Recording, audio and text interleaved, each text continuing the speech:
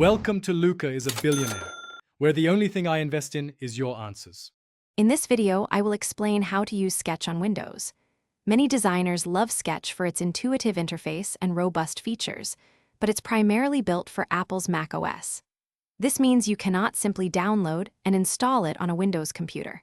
However, don't worry.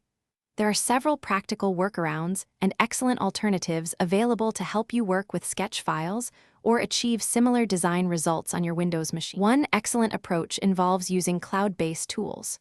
Platforms like Figma offer robust design and prototyping features directly in your web browser, working seamlessly on Windows.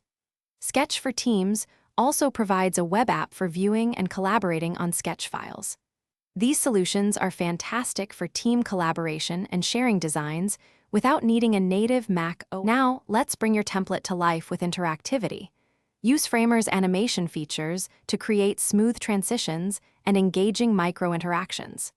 Implement states for components to handle different user actions, such as hovering or clicking. Explore variables to manage dynamic content and ensure your template is adaptable. You can also integrate with external data sources or content management systems, making your template incredibly versatile and powerful for various use cases. Finally, many powerful design tools run natively on Windows and offer features comparable to Sketch. Lunacy, for example, is a free application that lets you open, edit, and even save Sketch files on your Windows PC. Other excellent choices include Adobe XD, known for its integration with Creative Cloud, and Figma, a versatile, collaborative, and cross-platform design powerhouse. Thanks for watching and please subscribe. It's the best investment you'll ever make.